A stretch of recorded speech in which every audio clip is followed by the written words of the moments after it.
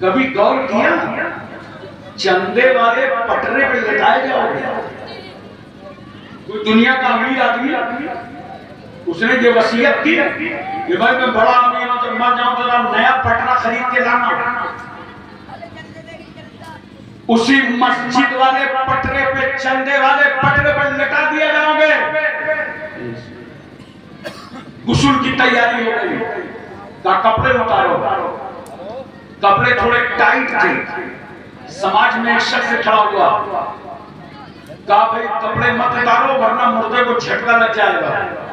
कैंची ले लो और कपड़े को काट दो ताकि मुर्दे को झटका न लगने पाए। वाह इस्लाम, तेरे कानून को लाखों सलाम। अरे जो इस्लाम एक मुर्दे को तकलीफ न देता हो, वो इस्लाम किसी जिंदे को क्या तकलीफ देगा? क्या बात है। इस्लाम रहमतों का मजहब है, इस्लाम बरकतों का मजहब है, इस्लाम इंसानियत का मजहब है, इस्लाम मानवता का मजहब है, इस्लाम बशरियत का मजहब है, इस्लाम अखलाक का मजहब है, इस्लाम भाईचारा का मजहब है, इस्लाम मोहब्बतों का मजहब है। मुसलमानों, तुम्हारे अंदर वो खुलूस होना चाहिए। जब अपने घर से निकलो तो तुम्हारी निगाह नीची हो, दुनिया देख ले एक मुसलमान जा रहा है। रास्ते में अगर कोई कंकर पत्थर पड़ा हो तो उसे उठा करके किनारे कर दो, दुनिया समझ जाए ये मुसलमान की शान रखता है। वो स्पेन का शोहे आफाक चौराहा, वहां से पादरी निकल रहा था। तवज्जो कीजिए, एक पादरी निकल रहा था। देखो बहुत भीड़ लगी थी। पादरी ने पूछा कि मजमा कैसा लगा है? मजमा इसलिए लगा है कि इस रास्ते से एक 80 साल का बूढ़ा गुजर रहा था। बीच रास्ते में पत्थर पड़ा था और वो पत्थर से टकरा गया, वो इंतकाल हो गया, रूह निकल गई, वो तो मर गया। पादरी ने कहा अगर इजाजत दे दो तो मरने वाले की लाश मैं भी देखूं। कहा चलो देख लो। पादरी जब उस लाश पर पहुंचा तो उसकी आंखों में आंसू थे, वो ज़ारो कतार रो रहा था। लोगों ने पूछा तुम्हारा रिश्तेदार है, क्यों रो रहे हो? कहा नहीं रिश्तेदार नहीं है, मगर मरने वाले तेरी मौत पर सद अफसोस, तू मर गया पत्थर से टकरा के। लगता ऐसा है कि इस रास्ते से कोई मुसलमान नहीं निकला। लोगों ने कहा क्यों मुसलमान निकला होता तो? अगर निकला होता तो बीच रास्ते में पत्थर न पड़ा होता, मुसलमान निकला होता तो उठा के उस पत्थर को किनारे कर देता। ये शान बनाओ मुसलमानों, मोहब्बतें पैदा करो। मैं पूछना चाहता हूँ 5 घंटे के बाद सारा खेल खत्म, नहला दिया गया, 3 चादरों में लपेट दिए जाओगे और कफन में जेब नहीं होती। बरहैना पैदा हुए थे, दुनिया से लेके क्या जाओगे? 3 चादरों में लपेटे जाओगे और जब 3 चादरों में लपेट दिए जाओगे उसके बाद फिर कहां लेटाए जाओगे? उसी चारपाई में, मस्जिद वाली चारपाई में, चंदे वाली चारपाई में। अरे अपने अपने दिल का गुरूर निकाल दो, घमंड खत्म कर दो, अपना बड़प्पन छोड़ दो। बड़ा सिर्फ अल्लाह ही है। बोलो मोहब्बत से सुभान अल्लाह। अल्लाह ही बड़ा है। हमारी तुम्हारी हैसियत चंदे की चारपाई में लेटा दिए गए। बोलो कोई साथ देगा? मार करके खड़ी हो जाएगी कहेगी खानदान वालों खुदा हाफिज, ले जाओ। अब मैं अपने बेटे का साथ नहीं दे सकती। शरीयत की बेड़ी और हथकड़ियां मेरे पैरों और हाथों में पड़ी हैं। अब मैं अपने बेटे का साथ नहीं दे सकती। हैरत है, माँ ने घर ही में साथ छोड़ दिया। अरे वो माँ जो बेटे के रोने पर रोए, वो माँ जो बेटे के सोने पर सोए, वो माँ नींद की मिठास में गुम हो, बच्चा तड़प जाए, माँ नींद को झटक दे, रोते हुए बच्चे को अपने कलेजे से लगाकर अपना सफेद खून पिला पिला कर फिर सुला दे। हम गंदगियां देखकर ठहर नहीं पाते। वो माँ रात रात भर उठाती रहती है। जिस माँ ने 9 महीने अगर पेट में रखा, वो माँ 2 साल तक अपनी छाती का दूध पिलाया, वो माँ जिसने रस में बिस्मिल्लाह खानी कराया वो माँ, जिसने झूले में झुलाया वो माँ, जिसने उंगली पकड़ करके चलना सिखाया वो माँ, जो गीले बिस्तर पर लेट गई और खुद तुम्हें सूखे बिस्तर पर लेटाया वो माँ। इतना प्यार करने वाली ने माँ ने तो घर ही में साथ छोड़ दिया। कब्रिस्तान लाया गया, तख्ते बंदे तैयार, कहा मिट्टी उतारो। एक साहब ने कहा ठहरो, कुछ मिट्टी कब्र में गिर गई है, उठा लेने दो। मैंने कहा भाई अब तो ये मिट्टी में मिलने जा रहा था, आप क्यों उठा रहे हो? कहा हजरत मिट्टी में कुछ कंकरियां हैं, कहीं मुर्दे के जिस्म में चुभ न जाए।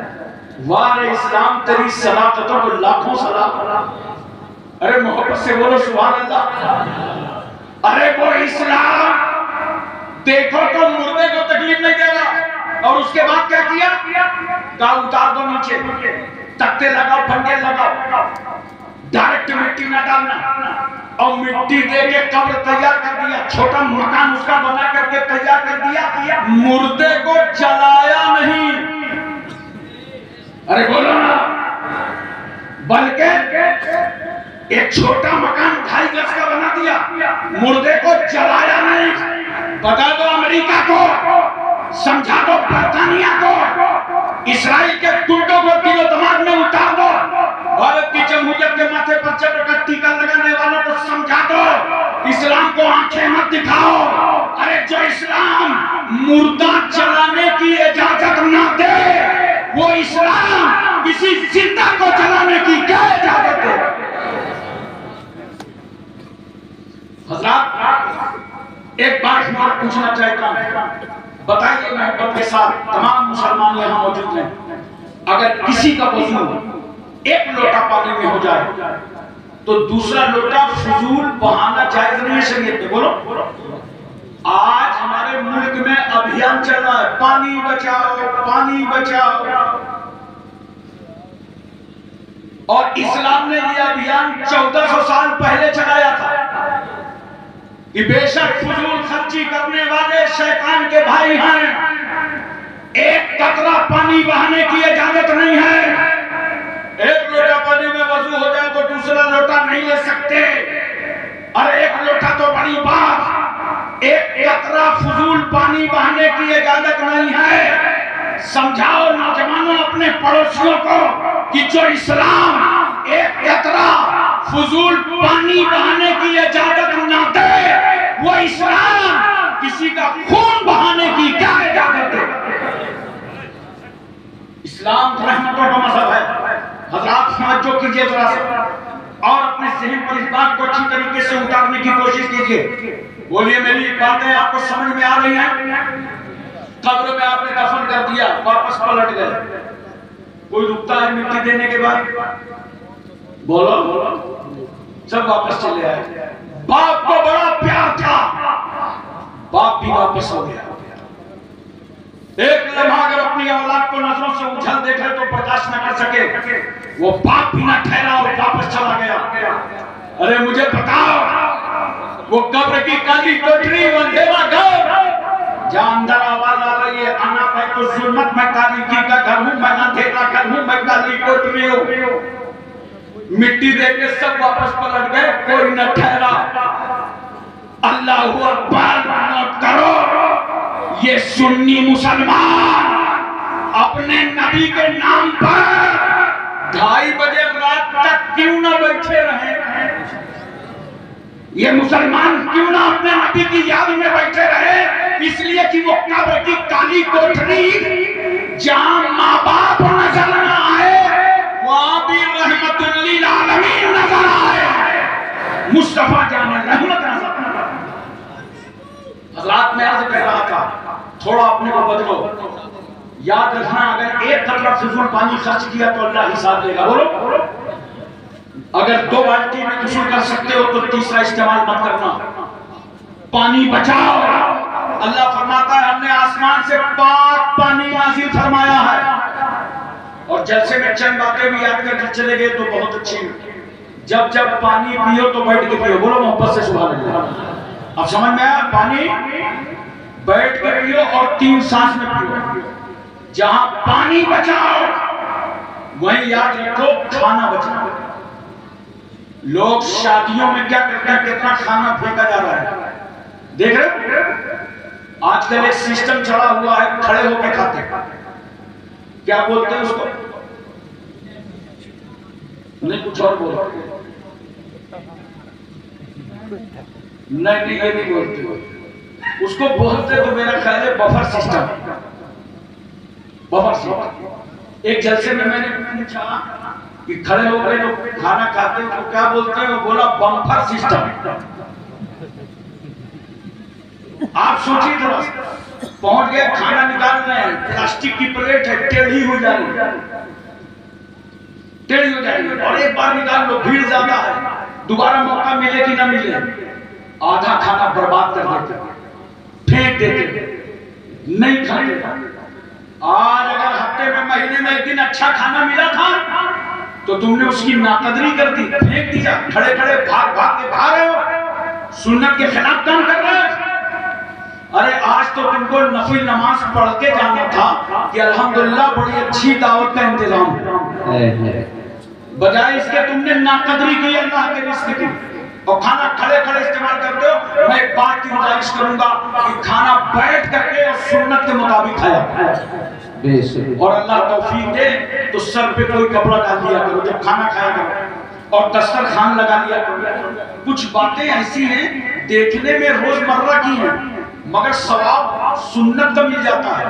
जैसे एक बात बताओ, जूता चप्पल पहनते हो ना, बोलो बोलो मोहब्बत से, लेकिन एक बात याद रखना कि कोई जलसे में 2:30 बजे रात बता गया था, आज से तय कर लो, जब चप्पल पहनना, जूता पहनना तो दाहिना पैर पहले डालो, और जब चप्पल उठाना तो बायां पहले निकाल लेना, तो देखो काम भी चल गया और सुन्नत रसूल भी अदा हो। सुभान अल्लाह। पैजामा पहनते हो ना, इतना खामोश हो लगता है सब नागा लंडी हो। हमें पैजामा पहनते हो, जब पैजामा पहनो तो बैठ के पैजामा पहनो, खड़े होकर साफा बांधो, काम भी चल गया, सुन्नत रसूल भी अदा हो। सुभान अल्लाह। खाना खाओ, दस्तरखान लगा लो। बहुत सारे लोग दस्तरखान तो साफ कर देते हैं मगर प्लेट नहीं साफ करते। आज से सीख करके जाओ, जब खाना खाया करो तो प्लेट साफ कर दिया करो। जानते हो कितना बड़ा फायदा है? ये प्लेट अल्लाह की बारगाह में आपके लिए दुआए मग़फ़िरत करेगी। सुभान अल्लाह, सुभान अल्लाह। और जो दस्तरखान में सबसे छोटा हो, पहले उसके हाथ धुलाया करो, क्योंकि अगर छोटे के हाथ में धुलाया, बड़ों के धुलाने लगे तो छोटा वाला बैठे बैठे सोचेगा या अल्लाह, जहाँ ऐसी पर्सनालिटीज हो, खुदा खैर करे, उधर का माल इधर सप्लाई होगा या नहीं, तो बच्चे का दिल टूटेगा ना। इस्लाम दिल तोड़ने नहीं आया, इस्लाम तो टूटे हुए दिलों को जोड़ने के लिए आया। सुभान अल्लाह। जो सबसे कम उम्र हो पहले उसके हाथ धोना, और जब खाने से खाली हो जाओ तो जो सबसे बुजुर्ग हो उसके हाथ धोना, ताकि उसकी अजमतों का परचम भी लहराता नजर आए। सुभान अल्लाह। हज़रात थोड़ा सा सिस्टम आप बदलो जिंदगी का, बोलो थोड़ा बदलो, इंशाअल्लाह ताला एक इंकलाब पैदा हो जाएगा। जलसे आप दौर सुनते हैं, उलमा के बयानात सुनते हैं, मगर कभी कभी इस नियत से सुना करो कि हमें अपनी जिंदगी को बदलना है, और इन बातों को हमें अपने भाइयों तक ले जाना है और तबलीग करना है, दूसरे तक पहुंचाना है। देखो मैं एक बात अर्ज कर दूं, आजकल भाई भाई में नफरतें, बोलो है कि नहीं? भाई भाई में झगड़ा, एक बीघा नहीं, एक बिस्वा का झगड़ा चल रहा है। मैं कहता हूं भाइयों, थोड़ी अपने अंदर तब्दीली लाओ, बर्दाश्त करने का मादा पैदा करो। भाई को भाई पर कैसे निसार होना चाहिए कौन नहीं जानता। मुस्लिम बिन अकील के 2 बेटे मोहम्मद और इब्राहिम करबला की जमीन पर हारिस ने पकड़ लिया, कूफे की जमीन पर हारिस ने कंट्रोल में ले लिया, और दोनों बच्चों को दरिया फुरात के किनारे ले गया और जाकर के खड़ा कर दिया। हाथ में बरहना तलवार उठाई और उठा करके कहा खड़े हो जाओ सीधे, मैं तुम्हारा कत्ल करके उबैदुल्लाह इब्न ज़ियाद से इनाम लेना चाहता हूं। जैसे तलवार उठाया, बड़ा भाई खड़ा था, चीख पड़ा, कहा नादान रुक जा, अगर खून बहाने से तेरी प्यास बुझ सकती है तो बड़े भाई के होते हुए छोटे भाई पे तलवार रोक ले। उसने तलवार रोक ली, अब बड़े भाई की तरफ रुक कर दिया तलवार। तो छोटे भाई ने चीख कर कहा नादान तुझे हिस्ट्री माफ नहीं करेगी, मेरा बड़ा भाई, मैं छोटा भाई, और छोटे भाई की मौजूदगी में बड़े भाई पे तलवार चलाएगा। अगर तेरी प्यास बुझ सकती है तो मेरी गर्दन हाजिर है। जब देखो दोनों भाई हैं, दोनों की उम्रें कम है, अभी कम उम्री का जमाना है, और दोनों बच्चे रोते रोते यूं मिल गए, गर्दन गर्दन से मिल गई, गला गला से मिल गया, ऐसे कहिए कि गुरूप से मिल गया, लहू लहू से मिल गया। उस जालिम ने तलवार उठाया, उन बच्चों पर क्या गुजर रही थी, 3 दिन से शहर कूफा में चल रहे थे और मंजिल तक नहीं पहुंच पा रहे थे। बाप से बिछड़ने का गम था। कभी हजरत ने मुस्लिम बिन अकील याद आते थे कि जब से बाप पिछड़े तो आज तक नजर न आए। उसके बाद बाप की शहादत हो गई, हम मदीना तैयबा वापस न पहुंच सके। आज सामने ये दरिया और जालिम के हाथ में तलवार, दोनों भाइयों की आंखों के आंसू खुश्क हो चुके थे, रोते रोते गर्दन गर्दन से मिली। इस जालिम ने तलवार उठाया और इस तरह हमला किया कि साथी में दोनों बच्चों की गर्दन कट गई। हजरात एक बात मैं पूछना चाहता हूँ, गर्दन काट दिया, एक तख्त पे रखा और कपड़ा ढांप करके उबैदुल्लाह इब्न ज़ियाद के पास पहुंचा। उबैदुल्लाह इब्न ज़ियाद ने कहा क्या लेके आए हो? कहा मुस्लिम बिन अकील के दोनों बच्चों की गर्दनें लेके आए हैं। कहा नादान हमने कब कहा था कि गर्दनें काट लाओ? हमने ढूंढने के लिए कहा था, और अगर यजीद ने बच्चे मुझसे जिंदा मांगे तो फिर कौन इसका जवाब देगा? तुमने गलत किया है, कहा इसे खड़ा करो, इसका कत्ल कर दो। उसी वक्त उसकी गर्दन काट दी गई। दर्स इबरत है अहले नजर के लिए, न खुदा ही मिला न विसाले सनम, न इधर के रहे न उधर के रहे। लेकिन मैं यहाँ पे पूछना तुमसे ये चाहता हूँ कि दोनों बच्चों की गर्दनें कटी एक साथ, दोनों बच्चे मरते मरते शहीद होते होते अपने नाना जान की उम्मत को ये सबक देगा कि एक दिन तो मरना ही है। लेकिन देख ले नाना जान की उम्मत कि एक भाई को दूसरे भाई पे किस तरह कुर्बान होना चाहिए, एक भाई को दूसरे भाई पे किस तरह निसार होना चाहिए। खत्म कर दो अपने अपने भाइयों के झगड़े। अफसोस की बात है, माँ बहन की गाली एक दूसरे को देते हो। जिस छाती का दूध तुमने पिया तुम्हारे भाई ने पिया, जिस पेट में तुम्हारी परवरिश हुई तुम्हारे भाई की हुई, और जिस वक्त दोनों भाई कोतवाली में थाने में जाते हो, माँ बाप पर क्या गुजरती है? बोलो माँ बाप पर क्या बीतती है? इसलिए दोस्तों मैं तुमसे गुजारिश करना चाहता हूँ, अगर सच्चे मुसलमान हो तो अपनी जिंदगियों में इंकलाब लाओ। बोलो अपने को थोड़ा बदलो, तब्दीली लाओ। तकरीरें तो बहुत सुनते रहते हो और इंशाअल्लाह सुनते रहोगे।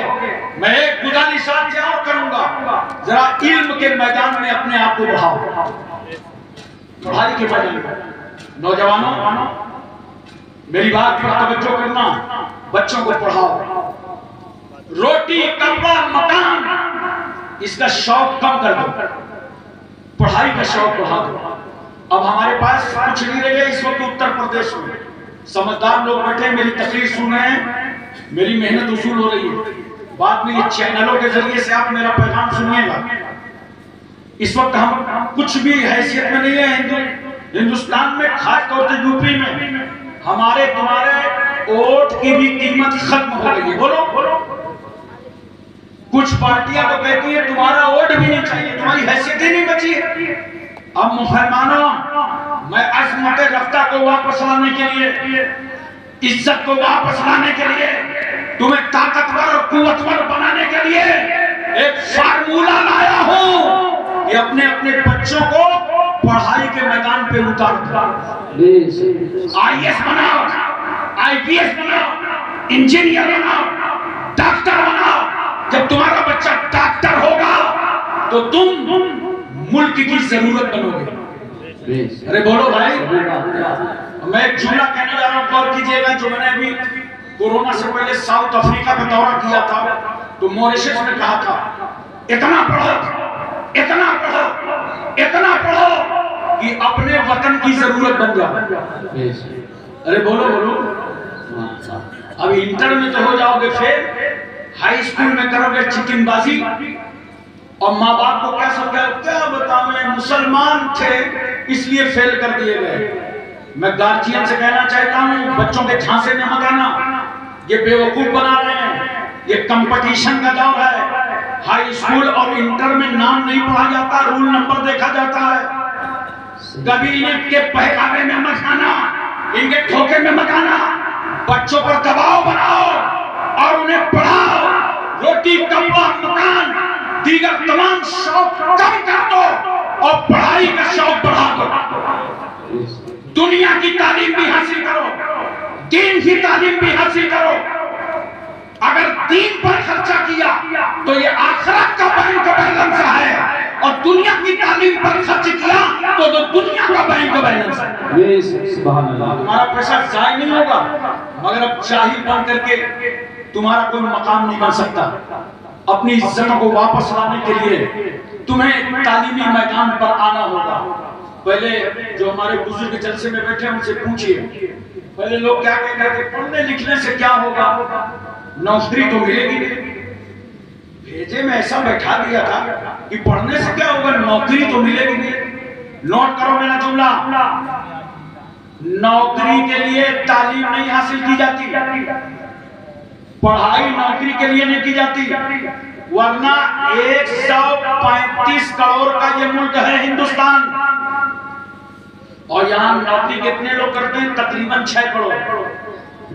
सिर्फ 6 करोड़ ही तो नौकरी करते हैं, तो क्या पूरा मुल्क में नौकरी करेगा? तो नौकरी के लिए नहीं इल्म हासिल किया जाता, बल्कि सुनो, अपने बच्चों को अंदर निखार पैदा करो, जवानों तैयारी करो तालीम की। यही एक मैदान है जो तुम्हें इज्जत दिला सकता है। नौकरी के लिए इल्म नहीं हासिल किया जाता, बल्कि सुनो, अल इल्मु नूरुन, इल्म रोशनी है, इल्म रोशनी है और जहालत अंधेरा। पढ़ करके जहालत के अंधेरों से रोशनी में आ। अगर आप रोशनी में आ जाते ना, तो अब तक बहुत बड़ा आपके यहाँ इनकलाब पैदा होगा। अब आने वाला वक्त सिर्फ पढ़ाई का। मेरे दोस्तों बुजुर्गों, अगर इस भारत में आप अपनी इज्जत को वापस पलटाना चाहते हो तो अपने बच्चों को पढ़ाओ। मैं बार बार आपकी गुजारिश करता हूं, और सुनो एक बात और मेरी सुन लो। मैं सिर्फ आज आपको नसीहत कर रहा हूं। जितनी बातें मैंने बताई हैं, ये कितनी कीमती बातें हैं, आपकी जिंदगी में काम आने वाली हैं। एक बात सुन लो, बिला जरूरत अपने बच्चों के हाथों में मोबाइल मत दो। बोलो, आजकल जानते हो, रह रहा है बरेली में, बारात कहां से आ रही है, इंदौर से रह रहा है बरेली में, और बारात कहां जा रही है, झांसी। एक से मैंने यार पूछा, इतनी लंबी बारात, क्या तुम्हारी बिरादरी है? अरे नहीं वो हजरत, क्या बताएं, हम समझ गए ये व्हाट्सएप वाली शादी है। बोलो, क्योंकि तुम अपने बच्चों को बिना जरूरत जो मोबाइल दे रहे हो, छोटे छोटे बच्चों को दे देते हो, उनकी उंगलियां खराब हो रही, उनकी आंखें खराब हो रही, उनका दिमाग बर्बाद हो रहा, वो तमाम तबाहियां तो आ ही रही हैं, बाकी वो बच्चे गुमराह हो रहे हैं, गुनहगार हो रहे हैं। इसलिए अगर बच्चों को प्रोजेक्ट निकालना हो और मोबाइल की जरूरत हो तो जरूरत के मुताबिक मोबाइल दो, बिला जरूरत पाबंदी लगा दो, मोबाइल मत दो। इस वक्त सबसे बड़ा झूठ का जरिया मोबाइल है कि नहीं? अब आपके मोबाइल को घंटी बजी, आपने देखा, मतलब का फोन नहीं है, अपने बच्चे से क्या कहते हो, बेटा बता दो कि पापा चार्जिंग में लगा के बाहर चले गए। बच्चे ने लिया, कहा अंकल हाँ बेटा, पापा कह रहे हैं बता दो कि चार्जिंग में लगा के बाहर चले गए। बच्चे कहां झूठ बोलते? मैं आपसे अर्ज करना चाहता हूं, इस वक्त जो मोबाइल ने माहौल के अंदर तबाही और बर्बादी पैदा की है, आपको नहीं मालूम, आपका बच्चा कमरे में चला जाता है, आपका बच्चा रूम में चला जाता है, आपका बच्चा कंबल और लिहाफ के अंदर हो जाता है, और ये जो उसको मोबाइल तुमने दे रखा है वो कितने गुनाहों में डूब जाता है।